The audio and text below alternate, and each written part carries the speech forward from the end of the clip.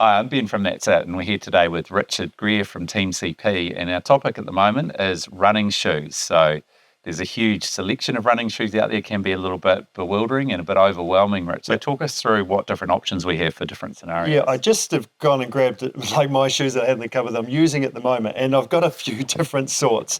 So I think the key thing with running shoes is make sure, I mean, we can go online, we can buy the cheapest pair or, hey, they look flash, but you need to go into the store, you need to talk to somebody, you need to make sure that the shoe actually fits. But also, because I've looked at shoes in the past, that looks like a really good shoe for running over the coast to coast, but it just doesn't fit me. So then you have to sort of suss out other options. So does it actually fit? But the other thing is, what will it do? Like, will it actually achieve the job I'm trying to achieve? So, for example, from a road bait, I got these two shoes. Like, this is a big, squishy, bouncy. I love running in this shoe. Whereas this is a fast carbon shoe, and it's just crazy to run in.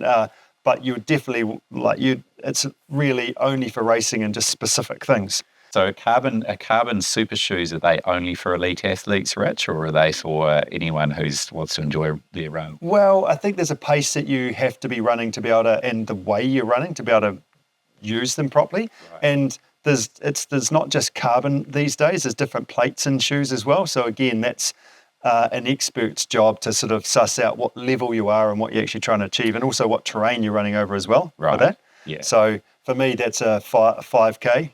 Like once you start getting longer, I can't hold my body together enough to be able to actually keep using those. So using them properly. Yeah, exactly. Yeah. And then in terms of when we go to like off-road running shoes. So I've got three different sorts. Like this is my coast to coast, real sort of flexible drainage type shoe, quite lightweight, versus like, this is what I'll use in the weekend when we're out missioning in the hills, lots of grip, a bit more stable and solid.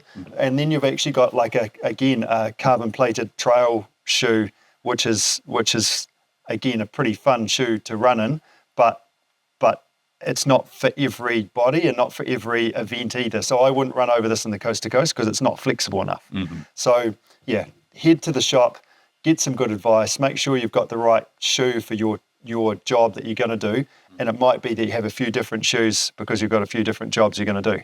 Yeah, so that seems like good advice, that if anyone's complaining about how much you're spending on shoes, you do need different shoes. Yeah, and I'll watch this video, I'll play this to my wife. Yeah, exactly. Yep. And so just to come back to brand, you obviously a big fan of Asics, but is it more important to get a shoe that fits you correctly rather than the particular brand, do you think? Oh, 100%, yeah, absolutely. And different brands have different, I guess, foot types that they're trying to work towards. And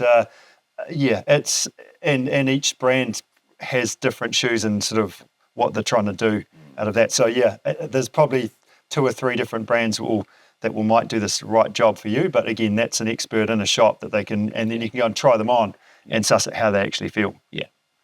How do you know when it's time to throw your shoes away? Yeah, that's a good question, actually. I'm probably not a good one at that because I probably just run my shoes into the ground a lot of the time. I think like if you start getting holes in your shoes, they're probably well and truly gone. That's too late. Yeah, it's too late, probably. Then they become gardening shoes, don't they? Sort of thing. What do I use them for something else? But I think it's around, obviously, the tread pattern on the bottom, how they're actually, depends on your job you're trying to do in them as well, and how stable they are and how flexible and bouncy they need to be too. So one of the best ways I find is actually go into the shop and try a new pair on and see what the difference is between that. Actually, there's different tricks that people in a shoe shop will do is actually look at the stability, actually line it up and see how things are actually going, and is the shoe still holding you up or is it collapsed and falling to bits as well. So yeah, there's lots of wee tricks and things that you can do to make sure that your shoes are still good for you. Yeah, it is a difficult one though, isn't it? Because you go into a shoe shop and you know they're trying to sell you a new pair of shoes, but at the same time, shoes do get worn out probably quicker than we think. That's right. That's right. And I mean, the other point to that is maybe injury as well.